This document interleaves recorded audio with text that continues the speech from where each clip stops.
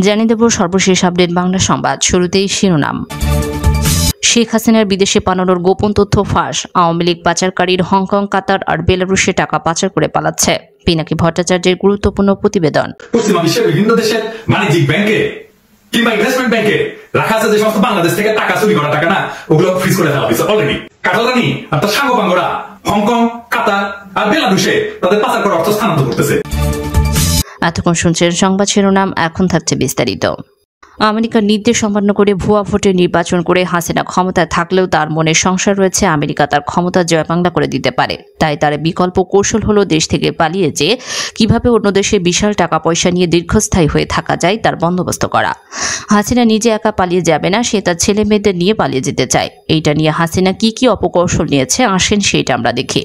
পিনাকি ভট্টাচার্য বলেন, হাসিনা ডামি নির্বাচন করে 5 বছর ক্ষমতায় থাকতে চেয়েছিল, কিন্তু তার ভাগ্য আসলেই খারাপ। কারণ হচ্ছে আমেরিকা গণতন্ত্র, নির্বাচন ও মানবাধিকার বিষয়ে এতটা শক্ত অবস্থায় নেবে হাসিনা সেটা আগেই আন্দাজ করতে পারেনি। সুতরাং এখন হাসিনা বুঝতে পারছে তার দিন সম্ভবত শীঘ্রই জয় বাংলা হয়ে যাবে।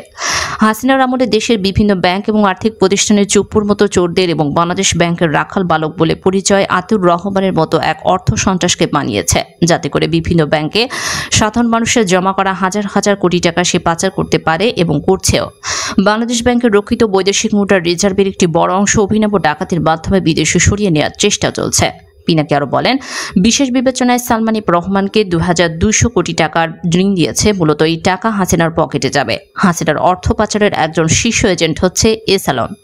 এস আলমের মালিকানাধীন একাধিক আর্থিক প্রতিষ্ঠান থেকে কিছুদিন আগে কয়েক হাজার কোটি টাকা লুট করে নিয়েছে।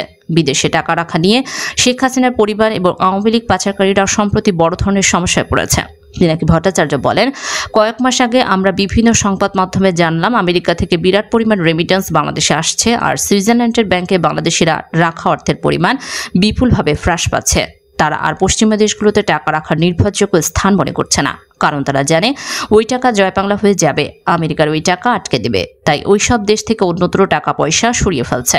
সম্প্রতি সিঙ্গাপুর ও দুবাইতে পাচার বিরোধী অভিযানের কারণে এই সমস্ত টাকা পাচারকারীদের চান্দি গরম হয়ে গেছে। পিনাকি আরো বলেন, আমরা গোয়েন্দা সূত্রে খোঁজ পেয়েছি পশ্চিমা বিশ্বের বিভিন্ন দেশে বাণিজ্যিক ব্যাংকে কিংবা ইনভেস্টমেন্ট ব্যাংকে রাখা আছে যে সমস্ত বাংলাদেশ থেকে লুট করা টাকা। সেই টাকা অলরেডি আমেরিকা আটকে দিয়েছে এবং এইসব অ্যাকাউন্টের মালিকানার সাথে ব্যাংকগুলো যোগাযোগ বন্ধ করে দিয়েছে। হাসিনা ও তার বাহিনীরা হংকং, কাতার আর বেলারুশে তাদের পাচার করা অর্থ স্থানান্তর করছে। হাসিনার সামনে আরেকটি বড় সমস্যা হলো তার ছেলে জয় ও মেয়ে পুতুল তাদের বিদেশে কিভাবে নিরাপদ স্থানে সেটেল করবে। এই মুহূর্তে ভারতীয় সংবাদ মাধ্যমে প্রকাশ পেয়েছে এস আলমের কাছ থেকে ডিজিটাল ডাকাত জয় 15,000 কোটি টাকা ঘুষ নিয়েছিল। সজীবাজের জয় এর এই রকম অপকর্ম শুধু একটা নয়, গত 15 বছরে ধরে ডাকাতি করে যাচ্ছে। পিনাকি বলেন, তার এইসব কর্মকাণ্ডের তথ্য আমেরিকার আইন প্রয়োগকারী সংস্থাদের কাছে নেই, এই কথাটা ভাবার কোনো কারণ নেই। বাংলাদেশ থেকে টাকা পাচার করার কারণেই হাসিনা ধরা খাবে। আবার কেউ যদি মনে করেন হাসিনার ছেলে জয়ের বউ বাচ্চা তো আমেরিকায় আছে, সুতরাং জয় আমেরিকার নিরাপদে বসবাস করতে পারবে, এটা ভেবে থাকেন, তাহলে আপনারা ভুলের স্বর্গে আছেন। আমেরিকা আইনের দেশ, পশ্চিমা আইনের দেশ। 1973 সালে আমেরিকার অ্যাটর্নি জেনারেল ওই সময়ে যে ভাইস প্রেসিডেন্ট ছিল তার বিরুদ্ধে দুর্নীতি এবং ট্যাক্স ফাঁকির তদন্ত শুরু করেন, যার ফলে আদালতে ভাইস প্রেসিডেন্টকে 3 বছরের সাজা ও $10,000 জরিমানা করা হয় এবং একই সঙ্গে তাকে ভাইস প্রেসিডেন্ট পদ থেকে পদত্যাগ করা হয়। যেই দেশ তার ভাইস প্রেসিডেন্টকে ছাড় দেয় না, সে কি ফ্যাসিস্ট হাসিনার কুপুত্রকে ছেড়ে দেবে কথা বলবে?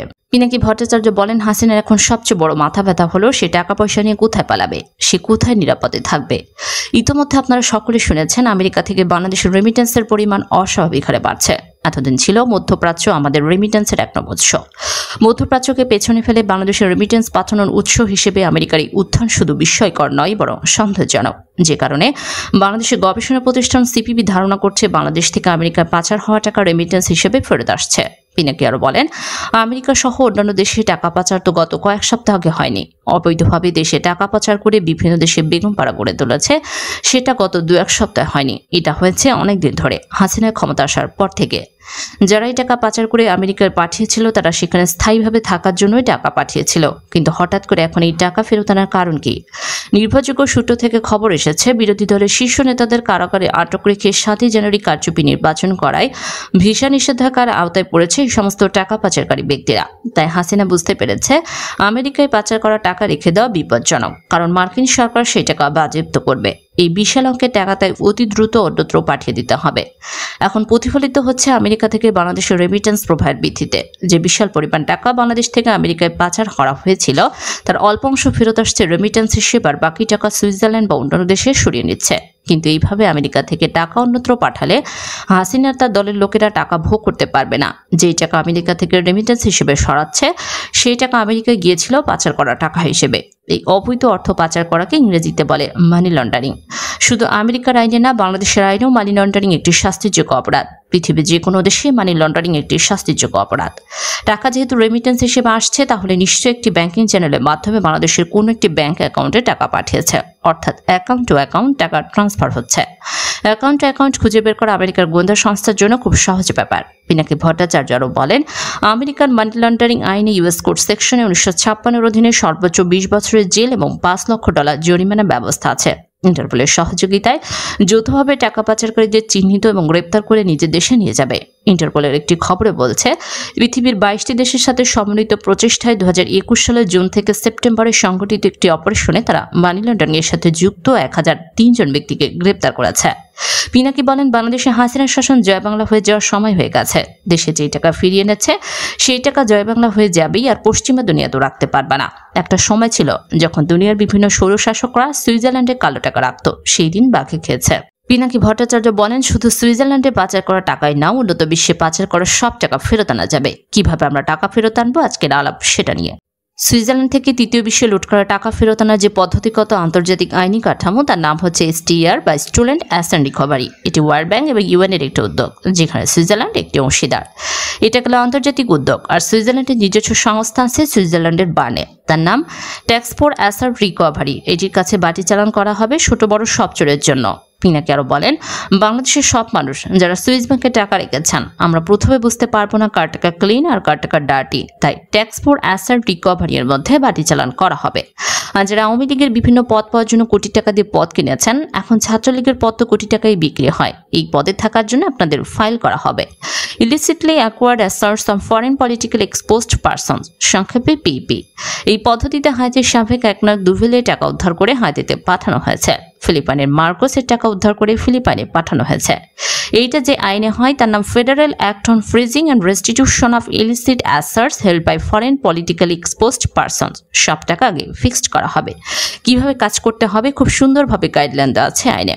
পিনাকি ভট্টাচার্যরা বলেন, অ্যাসার্টস রিকভারির মধ্যে মোট স্টেপ হচ্ছে 8টি। একটু সময় লাগে, কিন্তু যদি এটা প্রমাণ করা যায় তাহলে দুর্নীতির টাকা, তাহলে অবশ্যই এই টাকা ফিরিয়ে না যায়। আর বাংলাদেশে যারা টাকা পাচার করেন তারা জানেন আপনি 1 টাকাও বাইরে নিতে পারবেন না যদি বাংলাদেশ ব্যাংক পারমিশন না দেয়। তাই এই টাইপের ডার্টি মানি সেটা প্রমাণ করা আমাদের জন্য খুব সহজ হবে। যেভাবে আমরা কাজটা শুরু করব, কাজটা শুরু হবে সুইজারল্যান্ড দিয়ে। যে সমস্ত বাংলাদেশের পশ্চিমে পলিটিক্যাল রিফিউজ স্ট্যাটাস এবং সাবসিডিয়ারি প্রোটেকশন পেয়েছে, তারা সবাই ইউরোপীয় ইউনিয়ন এবং সুইস সরকারকে চিঠি লিখে বলবে, বাংলাদেশের নাগরিকদের বেশিরভাগ অ্যাকাউন্ট ডার্টি মানি দিয়ে ভর্তি এবং সরকারের সাথে জড়িতরাই যেহেতু এই পাচারের সাথে যুক্ত, তাই হাসিনা সরকার যতদিন ক্ষমতায় আছে ততদিন তারা এই ডার্টি মানি নিয়ে ইনভেস্টিগেট করবে না, আপনাদের সাথে কোনো ধরনের কোঅপারেশন করবে না। ইউরোপের নৈতিক দায় আছে নিজে নিজে এটা নিয়ে ইনভেস্টিগেট করা, তারা যেন নিজেরাই তদন্ত শুরু করে। সুইজারল্যান্ডের বিলিয়ন বিলিয়ন ডলার লুটের টাকা ফেরত দিয়েছে তৃতীয় বিশ্বের দেশগুলোকে, বাংলাদেশের টাকাও ফেরত দেবে। পৃথিবীর সব উন্নত দেশে সুইজারল্যান্ডের মতো আইন আছে পাচার করা টাকা ফিরিয়ে আনার জন্য। পিনাকি বলেন, চেষ্টা করেও এই টাকা বাঁচাতে পারবেন না। ওই টাকা বাংলাদেশের জনগণের, এটা আমাদের জাতীয় সম্পদ। এই টাকা উদ্ধার করা আমাদের জাতীয় দেশপ্রেমের দায়িত্ব।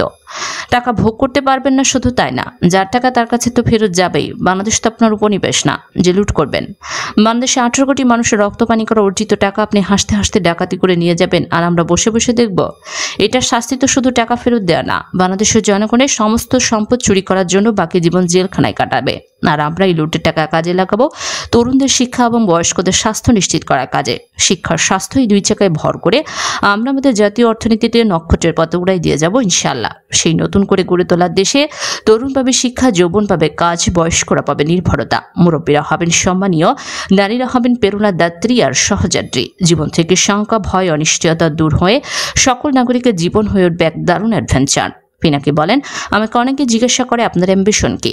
আমার একটা অ্যাম্বিশন, বাংলাদেশের লুটের টাকা দেশে ফিরিয়ে আনা। আমি জানি আমি তুচ্ছ ক্ষুদ্র মানুষ, আমি জানি আমার সামর্থ্য, বিদ্যা, দক্ষতা ক্ষুদ্র। তারপরেও আমার মতো এই তুচ্ছ ক্ষুদ্র মানুষকে সৃষ্টি করতে মহৎ কাজ সম্পাদনের যোগ্য শক্তি, সাহস আর দক্ষতা যেন দেয়, এই দোয়া আপনারা করবেন। বাংলাদেশের জনগণের লুটের টাকা ফিরিয়ে আনার হিম্মতের মধ্যে লুকে আছে আগামী বাংলাদেশ নামের মাতৃভূমি, যা হয়ে উঠবে এক অমিত সম্ভাবনার নাম।